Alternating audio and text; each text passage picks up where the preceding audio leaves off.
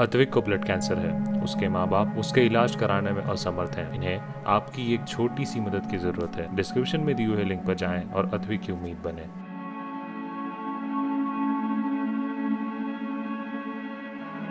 हम एक ऐसा इतिहास छोड़ के जा रहे हैं कि हमारी नस्लें इस इतिहास को पढ़ के शर्मिंदा होंगी कि जब भूखों मर रहे थे लोग, जब दवा के बगैर मर रहे थे लोग, तब हमारे देश का प्रधानमंत्री अपने लिए महल बनवा रहा था, सुरंग बनवा रहा था।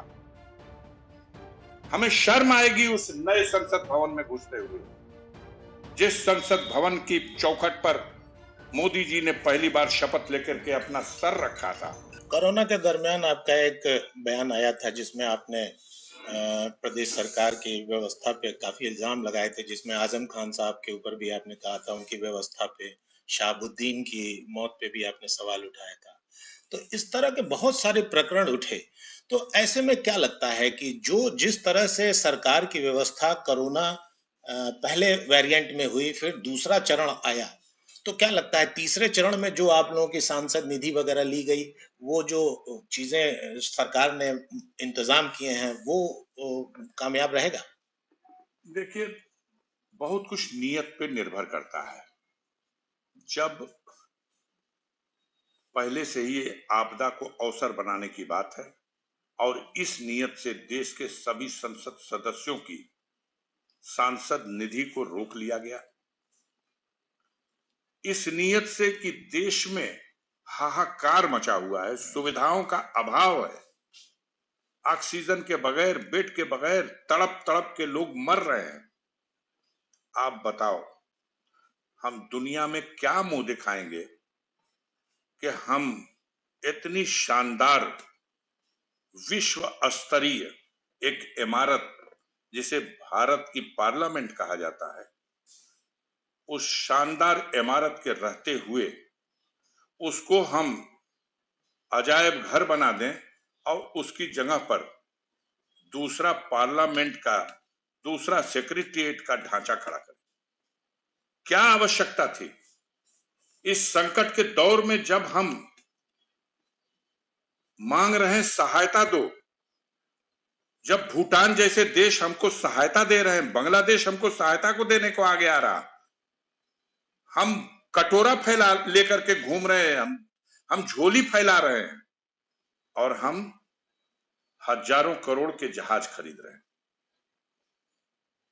क्या ये विलासिता नहीं कि हमें रहने के लिए शानदार बंगला है, लेकिन फिर भी हम दिल्ली की सबसे खूबसूरत और ऐतिहासिक जगह सेंटर विक्टा को, जो राष्ट्रपति भवन और इंडिया गेट के बीच में खुदाई करा करके, क्या हम कर रहे हैं? हम एक तरफ इतिहास मिटा रहे हैं और दूसरी तरफ हम एक ऐसा इतिहास छोड़ के जा रहे हैं कि हमारी नस्लें इस इतिहास को पढ़ के शर्मिंदा होंगी कि जब भूखों मर रहे थे लोग, जब दवा के बगैर मर रहे थे लोग, तब हमारे देश का प्रधानमंत्री अपने लिए महल बनवा रहा था, सुरंग बनवा रहा था।